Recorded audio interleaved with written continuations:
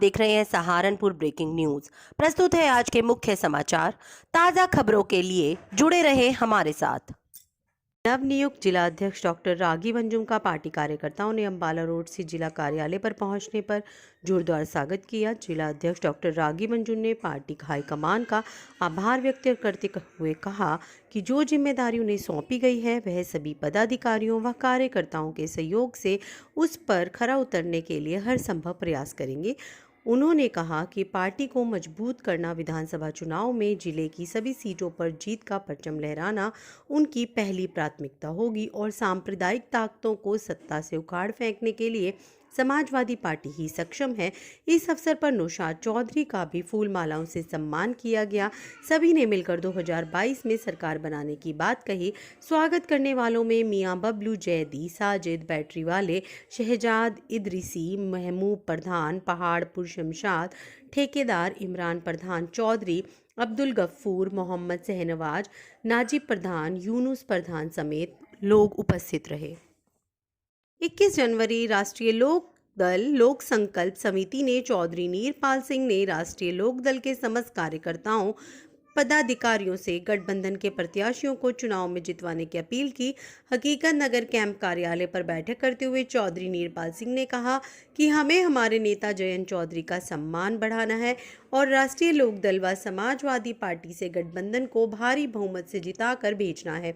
उन्होंने कहा कि जिस भी साथी का टिकट कटा है वह निराश ना हो। उत्तर प्रदेश में गठबंधन की सरकार बनने जा रही है, सभी साथियों को सम्मान मिलेगा। बैठक में चौधरी अरविंद मलिक, युवा उपाध्यक्ष राजन वाल्मीकि, निशान जाटव, गौरव कुमार, जितेंद्र सिरोही, राहुल कश्यप, मनोज धीमान, चौधरी नरेंद्र, विपिन शर्मा उपस्थित रहे। जी भैया, आज किस चीज़ को लेकर आज जो हमने बैठक बुलाई है, हमारे युवा नगर अध्यक्ष रिंकू सोनकर जी, क्योंकि चुनाव का बिगुल बज गया है और आज से नॉमिनेशन फाइल होने शुरू हो गए हैं, तो हमारे 7 सीट पर सहारनपुर के अंदर जो हमारे गठबंधन के प्रत्याशी हैं, चाहे वो कोई भी है, जिसको हमारे पार्टी हाईकमान ने भेज दिया, हमें निसंकोच पार्टी का साथ देना है और उन सभी प्रत्याशियों को जिताने का काम हमारे कार्यकर्ता करेंगे बगैर भेदभाव के। जो हमारे राष्ट्रीय अध्यक्ष जी ने निर्णय ले लिया, माननीय जयंत चौधरी जी ने, उनका निर्णय हमारे लिए सर्वमान्य है और सर्वोपरि है। उनके दिशा निर्देश अनुसार हम 7 सीटों पर ईमानदारी के साथ सभी प्रत्याशियों को, समाजवादी पार्टी और राष्ट्रीय लोकदल गठबंधन के सभी प्रत्याशियों को जिताने का काम करेंगे। कलेक्ट्रेट में नामांकन कार्य हुआ शुरू। जिलाधिकारी एवं एसएसपी ने सुरक्षा व कोविड-19 व्यवस्थाओं का जायजा लिया। आपको बता दें कि सहारनपुर विधानसभा सामान्य 2022 के नामांकन का कार्य हुआ आज से कलेक्ट्रेट परिसर में शुरू हो गया है। सहारनपुर जिले में आज से प्रत्याशी अपना नामांकन कर सकेंगे।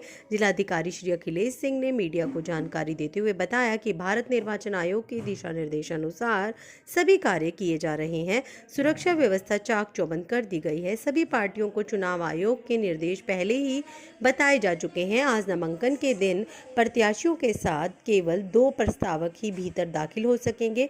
मौके पर भारी पुलिस बल की तैनाती भी की गई है। कोविड-19 के नियमों का भी सभी राजनीतिक दलों से पूर्ण रूप से पालन करने को कहा गया है। जिलाधिकारी श्री अखिलेश सिंह और एसएसपी श्री आकाश तोमर ने कलेक्ट्रेट परिसर का निरीक्षण किया। नहीं, देखिए, आज से जनपद में नामांकन का कार्य प्रारंभ है और जनपद में शांतिपूर्वक और निष्पक्ष तरीके से निर्वाचन का कार्य जो है करने के लिए सभी आवश्यक व्यवस्थाएं जो है यहाँ पर हैं। सुरक्षा व्यवस्था भी चाक चौबंद है। नामांकन की प्रक्रिया के संबंध में सभी पॉलिटिकल पार्टीज़ को पहले से ही बता दिया गया है और सभी पॉलिटिकल पार्टीज़ ने ये आश्वस्त किया है कि वो जो भी व्यवस्था है भारत निर्वाचन आयोग के जो भी निर्देश हैं उसका सभी लोग पालन करेंगे और यहाँ ऐसी कोई दिक्कत या समस्या नहीं है। सर, कोविड को लेकर क्या कुछ नहीं, कोविड को लेकर जैसा कि मैंने कल भी कहा था कि वैक्सीनेशन जो है ज़्यादा से ज़्यादा लोग कराएं और कहीं ना कहीं वैक्सीनेशन कोरोना के संक्रमण को रोकने में बहुत ही कारगर है और इस संबंध में लोगों का सहयोग भी हम लोगों को प्राप्त हो रहा है लगातार। कलेक्ट्रेट परिसर में भारतीय किसान यूनियन ने मासिक बैठक का आयोजन किया। विभिन्न मुद्दों पर चर्चा की। आपको बता दें कि भारतीय किसान यूनियन द्वारा चौधरी विनय कुमार के नेतृत्व में कलेक्ट्रेट परिसर में एक बैठक का आयोजन किया गया, जिसमें विभिन्न समस्याओं मुद्दों पर चर्चा की गई। समस्याओं के निस्तारण को लेकर जिलाधिकारी से मुलाकात भी की गई। किसान यूनियन के पदाधिकारियों का कहना था कि किसानों का चीनी मिलों पर गन्ना बकाया है, भुगतान व ब्याज के साथ दिलवाया जाएगा। जनपद में यूरिया खाद की कालाबाजारी पर रोक लगाई जाए। विद्युत विभाग द्वारा किसानों के खिलाफ आरसी पर तुरंत रोक लगे। अन्य मांगों को लेकर जिलाधिकारी से मुलाकात की गई और संबंधित जानकारी दी। इस दौरान मुकेश तोमर, चौधरी चरण सिंह मौजूद रहे।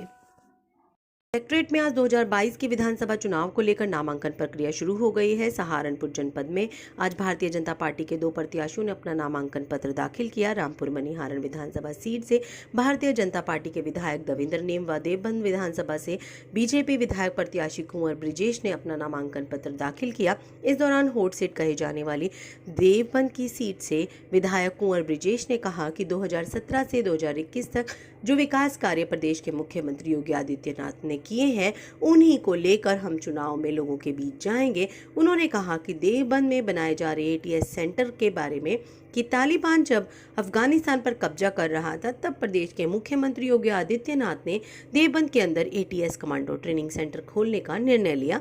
नामांकन करते वक्त जिला मीडिया प्रभारी विपिन चौधरी, मानवेंद्र भारद्वाज, वरिष्ठ बीजेपी नेता संजीव पाल, सतपाल जूड़ा आदि लोग शामिल रहे। ओके रोल चुनावी मैदान में कूद रहे हैं। देखिए, भारतीय जनता पार्टी ने जितने वायदे किए थे उन सब को पूरा करने का काम इन 5 सालों में आदरणीय यशस्वी मुख्यमंत्री योगी आदित्यनाथ जी के नेतृत्व में हमारी सरकार ने किया है। और हम वायदों को लेकर के अब चुनाव के मैदान में नहीं जा रहे हैं। हमने जो किया है हम उसके आधार पर अब चुनाव में जा रहे हैं। 5 साल जब हम सत्ता में 5 साल पहले आए थे, उससे पहले 12 से 17 तक प्रदेश की कानून व्यवस्था की, प्रदेश के अंदर माँ बहनों की इज्जत की, प्रदेश के अंदर व्यापारियों से रंगदारी मांगने की, प्रदेश के अंदर एक आम जनमानस को सुरक्षित न रहने का जो माहौल मिला था, हमने 5 साल के अंदर उससे मुक्ति दिलाई है।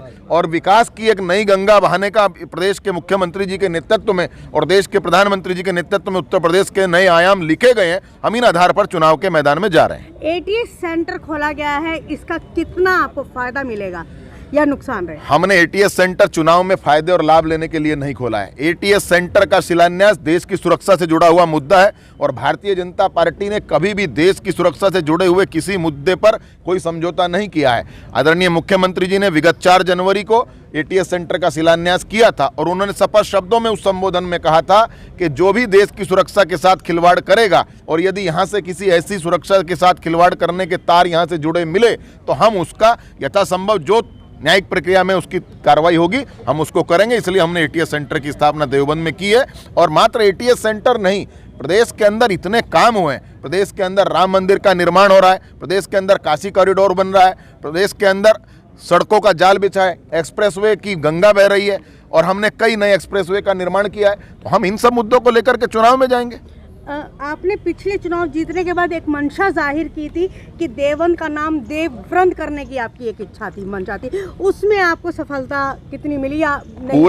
पूरे शास्त्रों के तथ्यों और प्रमाणों के साथ मैं वो पूरे तथ्य माननीय मुख्यमंत्री जी को सौंप चुका हूं और मेरे मुख्यमंत्री जी जिस दिन चाहेंगे, जब उनको उचित लगेगा, उसकी वह घोषणा कर देंगे। हमने और कई नगरों के नाम बदले हैं। जिस दिन माननीय मुख्यमंत्री जी को लगेगा कि देवबंद का नाम भी देवव्रत करना है तो हम उसको भी करा लेंगे। यही मेरी मंशा है। देवव्रत ही क्यों? उसके ऐतिहासिक प्रमाण है ना, द्वैतवन से देववन, उसके ऐतिहासिक प्रमाण है। मैं उसके ऐतिहासिक प्रमाण आपको शास्त्रों के माध्यम से दे सकता हूँ। जी क्या कहना चाहेंगे?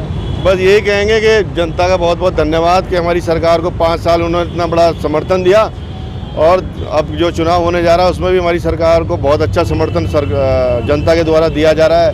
और जो भी हमारे सरकार के जो काम रह गए थे, जो हमारी विधानसभा के काम रह गए थे, और तेज़ी से हम उसको काम करेंगे, क्योंकि माननीय योगी जी और मोदी जी की प्रेरणा से ही हम सभी लोग, सभी विधायक अपनी अपनी विधानसभा में विकास के मॉडल पर ही काम करते हैं। और हमारा पूरा ध्येय अपने क्षेत्र में जो कई साल पुराने लंबित योजनाएं थी उनको नीचे ज़मीन पर लाने का प्रयास करेंगे।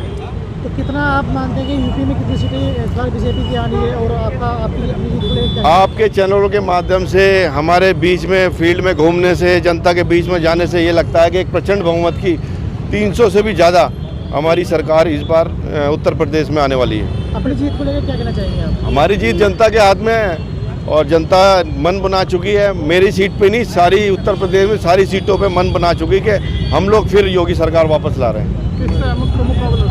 हमारा मुकाबला किसी ने, जनता ने तय कर दिया कि इस बार भी योगी सरकार आ रही है।